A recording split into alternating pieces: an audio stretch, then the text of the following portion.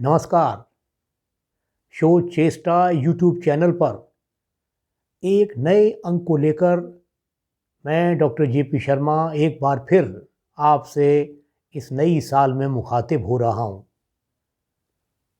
हमारे पिछले video lectures को आपने बड़ी संख्या में देखा है, अच्छे कमेंट्स दिए हैं। उसके लिए मैं और मेरा एडिटोरियल बोर्ड आपका तहे दिल से शुक्रिया अदा करते हैं। आज इस वीडियो लेक्चर में मैं थीसिस कैसे लिखी जाए इस विषय पर आपसे चर्चा करने जा रहा हूं।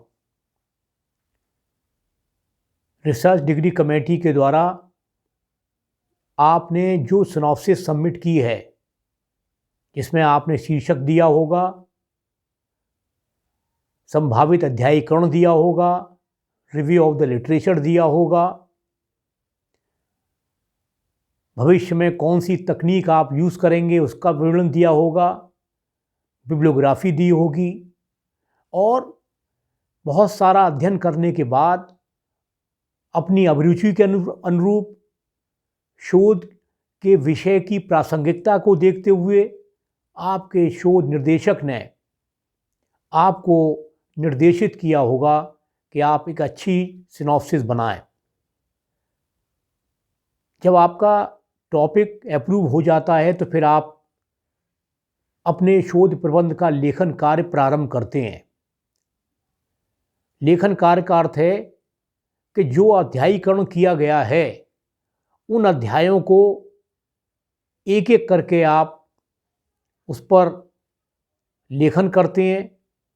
लेकिन इस लेखन कार्य को प्रारंभ करने से पूर्व लगभग सभी शोधार्थियों के सामने ये समस्या आती है कि वो कैसे एक अच्छे अध्याय का लेखन करें। मैंने अपने पिछले वीडियो लेक्चर्स में 3 बातें कई बार कही हैं: lot of reading, lot of hearing, then lot of writing. एक अच्छे मौलिक शोध कार्य के लिए आवश्यक है कि आपके पास लेखन की क्षमता हो, भाषा शैली, उसमें किस तरीके से आप सामंजस्य बैठाएंगे, आपका जो कम्युनिकेशन स्किल है वो किस लेवल का है। इन सभी बातों का एक अच्छे शोध प्रबंध के लेखन में बहुत महत्व होता है। मैं चाहता हूं कि सबसे पहले आप अपने अध्यायों से जुड़े हुए जो भी रेफरेंसेस हैं उनका कलेक्शन करें। डिफरेंट लाइब्रेरीज जाइए और आपके शोध विषय से या उसके आसपास या उससे जुड़े हुए कौन कौन से शोध प्रबंध अब तक लिखे गए हैं उन सब में देखिए कि कैसे शोध प्रबंध का लेखन किया गया है। पहला अध्याय आप जब लेखन प्रारंभ करेंगे तो आपके सामने बहुत सी परेशानियां आएंगी। आपको यही समझ में नहीं आएगा हम कैसे इसको प्रारंभ करें, कैसे हम फुटनोट्स दें, कैसे इसका निष्कर्ष प्रस्तुत करें। आपके शोध निर्देशक संभवतः आपकी कुछ मदद करेंगे, लेकिन अंततः आपको ही अपने शोध प्रबंध का लेखन कार्य पूर्ण करना होगा। अपने संभावित अध्यायों के लेखन से पूर्व आप हर अध्याय से जुड़ी हुई शोध सामग्री जो आपने एकत्रित की है उसमें जो मौलिक स्रोत हैं जिन्हें हम प्राइमरी सोर्सेस कहते हैं और जो द्वितीयक स्रोत जिन्हें हम सेकेंडरी सोर्सेस कहते हैं, उसका एक बहुत बड़ा जखीरा आपके पास होना आवश्यक है। इसमें आपकी मदद आपका लैपटॉप या पर्सनल कंप्यूटर करेगा। बहुत सी ऐसी साइट्स हैं जैसे ई पुस्तकालय है, ई आर्काइव्स है, यूनिवर्सिटी के पोर्टल्स हैं, डिजिटल लाइब्रेरीज़ हैं। उन सभी पर आपको अपने अध्यायों से जुड़ी हुई शोध सामग्री को एकत्रित करना होगा, उसका संकलन करना होगा।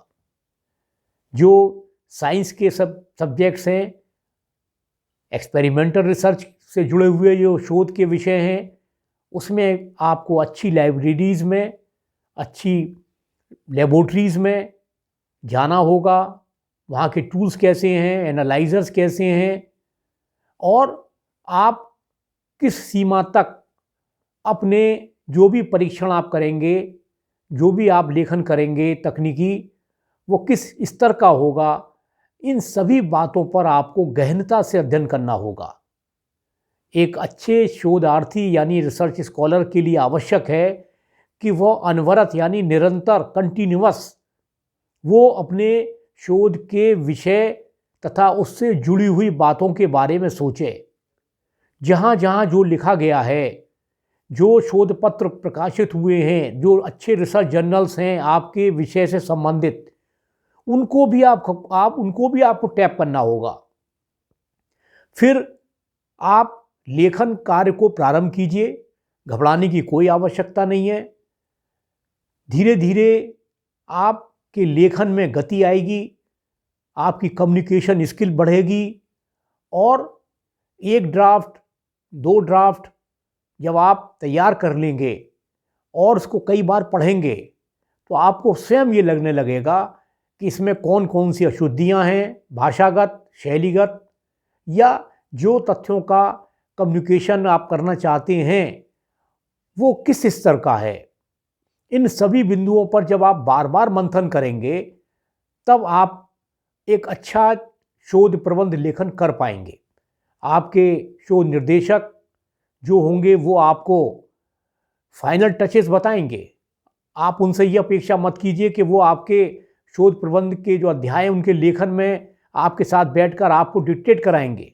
लेखन का कार्य मौलिक रूप से आपको करना होगा, प्रामाणिक रूप से करना होगा, और इसके लिए आवश्यक है कि आपने शोध कार्य पर लेखन करने से पूर्व बड़ी गहनता से डिफरेंट लाइब्रेरीज से, रिसर्च इंस्टीट्यूशन से और इंटरनेट से शोध से जुड़ी हुई सामग्री का संकलन फोटोस्टेट के रूप में, या जो पुस्तक हैं, जो प्राइमरी सोर्सेज हैं या सेकेंडरी सोर्सेज हैं, उन सब का कलेक्शन आपने अपने लाइब्रेरी, जो पर्सनल लाइब्रेरी आपकी होगी, उसमें कर रखा है। आपको ये भी देखना होगा कि जो निष्कर्ष आप प्रस्तुत करना चाह रहे हैं उस निष्कर्ष की क्या प्रासंगिकता है, क्या मौलिकता है। जो रेफरेंसेस आप दे रहे हैं वो रेफरेंस आप पूरे दे रहे हैं कि नहीं। अमेरिकन साइकोलॉजिकल एसोसिएशन का जो एक फॉर्मेट है कि जो हम फुटनोट्स देते हैं उनको कैसे लिखेंगे, आपको ये देखना होगा कि उसमें कंप्लीट फुटनोट में इंफॉर्मेशन आना आवश्यक है। लेखक का नाम, पुस्तक का नाम, प्रकाशक का नाम, year of publication and page number, ये सारे बिंदु, ये सारी जो बातें हैं वो आपके फुटनोट्स में आना जरूरी है। तभी एक उच्च गुणवत्ता वाला आपका शोध कार्य पूरा हो सकेगा। इसके साथ साथ जो रिसर्च पेपर्स डिफरेंट जर्नल्स में छपे हैं उनमें ये देखिए कि आपके शोध के विषय से जुड़े हुए कुछ तथ्य हैं क्या, जिनको आप रेफरेंस के रूप में वहाँ प्रयोग कर सकते हैं।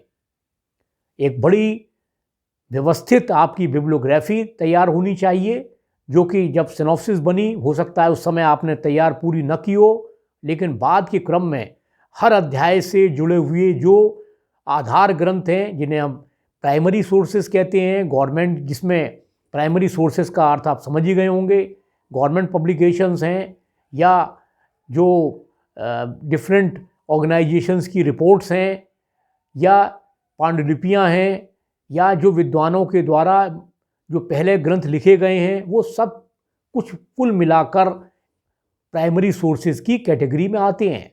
और आपके शोध प्रबंध की गुणवत्ता इस बात पर निर्भर होगी कि आपने अधिक से अधिक प्राइमरी सोर्सेज का उपयोग रेफरेंस के रूप में किया है।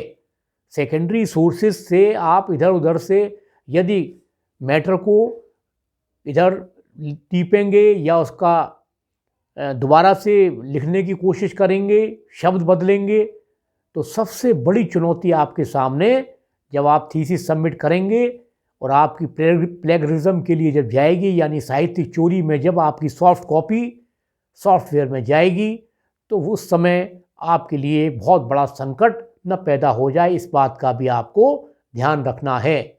इसका अर्थ ये हुआ कि आपको मौलिकता पर प्रारंभ से लेकर अंत तक विशेष रूप से निगाह रखनी है। जो आपने अध्यायीकरण में लिखा है उसकी लेंथ कितनी है, क्योंकि लगभग ह्यूमैनिटीज़ के जो सब्जेक्ट्स हैं उसमें 200 से 250 पेजेस में आपकी थीसिस राइटिंग होना चाहिए। साइंस सब्जेक्ट्स में डिपेंड करता है कि साइंस सब्जेक्ट्स का जो विषय आपने चयन किया है उसमें कितना लेखन कार्य हो सकता है। ये सब बातें आपके सुपरवाइज़र आपको डेफिनेटली बताएंगे। लेकिन एक अच्छे शोध प्रबंध को लिखने में न तो आपको किसी प्रकार की चिंता रखनी चाहिए, एक ये अनवरत प्रक्रिया है। आपको जैसे किसी नदी में आप जब डुबकी लगाते हैं तो पूरा शरीर आपका पानी के नीचे चला जाता है। इसी प्रकार आपको अपने शोध प्रबंध का लेखन करते समय पूरी तरह से उसमें मगन हो जाना आवश्यक होगा, तभी एक मौलिक, प्रामाणिक, वस्तुनिष्ठ का अर्थ है कि किसी पर न तो आपने आक्षेप किया है बिना टेस्ट एंड ट्राइड के, ऑब्जेक्टिविटी आपने मेंटेन की है, मौलिकता का मतलब ओरिजिनलिटी रखी है आपने, प्रामाणिकता का मतलब ऑथेंटिकेटेड इन्फॉर्मेशन आपने अपने अध्यायों में दी है। इस तरीके से आप अपने शोध प्रबंध के जो अध्याय हैं उनको लिखेंगे। आपके शोध निर्देशक द्वारा जो निर्देश आपको दिए जाएं, ड्राफ्ट जो आप बना के लेके जाएंगे, हो सकता है उसमें करेक्शंस हो, कुछ भाषागत, कुछ शैलीगत, या जो तथ्यों का संप्रेषण यानी कम्युनिकेशन है वो हो सकता है इतना इफेक्टिव ना हो। इन सभी बिंदुओं पर आपको ध्यान रखना होगा और एक लॉन्ग टर्म स्ट्रेटजी और एक शॉर्ट टर्म स्ट्रेटजी आपको शोध प्रबंध लेखन करते समय बनानी होगी। शॉर्ट टर्म का मतलब जो आपने मैटर कलेक्ट किया है और जिस पर्टिकुलर अध्याय को आप लिख रहे हैं उसी से जुड़ी हुई शोध सामग्री, बुक्स और जो भी आपके सोर्सेज हैं उनका संकलन अलग अलग फाइल्स में रखना होगा। आपको मैटर का जो भी आपने कलेक्शन किया है उसको व्यवस्थित ढंग से एक जगह अलग अलग फाइल्स में रखिए, जिससे कि जब आपको आवश्यकता हो तो वो मैटर आप हर अध्याय का अलग से निकाल सकें। इस प्रकार एक अच्छे शोध प्रबंध लेखन के लिए जो आवश्यक बिंदु हैं, जो आवश्यक बातें हैं, उसकी चर्चा मैंने इस वीडियो लेक्चर में की है। और मैं आशा करता हूँ कि यदि आप संयमित रहेंगे, चिंतनशील रहेंगे, अपने लेखन को धार देते रहेंगे, यानी अनवरत रूप से कुछ ना कुछ लिखते रहे होंगे, तो आपको शोध प्रबंध के अध्यायों के लेखन में कोई किसी प्रकार की समस्या आने वाली नहीं है। इसके साथ साथ जब आप शोध प्रबंध लिखेंगे तो आपको शोध पत्रों का लेखन भी करना होगा। शोध पत्र लेखन कैसे करें, इस विषय पर मेरा जो पूर्व में 2 मेरे वीडियो लेक्चर्स हैं, जिसमें लगभग 14,000 लोगों ने व्यूज़ दिए हैं, 500-550 के करीब जो हैं आप जैसे शोधार्थियों ने या जो पढ़ने वाले स्टूडेंट्स हैं उन्होंने इसको लाइक किया है, बहुत से अच्छे कमेंट्स दिए हैं। और मैं समझता हूँ कि शोध पत्र कैसे लिखें, यदि उसको 1-2 बार आप देखेंगे तो आपको शोध पत्र लेखन में आने वाले समय में कोई किसी प्रकार की समस्या नहीं आएगी। आज इस वीडियो लेक्चर के माध्यम से एक अच्छा शोध प्रबंध लेखन कैसे करें, इस विषय पर मैंने आपको कुछ बातें बताई हैं और मेरी बातों पर यदि अमल करेंगे आप, तो आप एक अच्छे शोध प्रबंध को पूरा करने में पूर्ण रूप से सफल होंगे। इसी शुभेच्छाओं के साथ एक बार फिर एक नए वीडियो लेक्चर को लेकर मैं आपसे मुखातिब होऊंगा। तब तक के लिए बहुत बहुत धन्यवाद। यदि ये वीडियो लेक्चर आपको अच्छा लगा हो तो कृपया इसको लाइक, सब्सक्राइब करने का कष्ट जरूर कीजिए। धन्यवाद। क्यों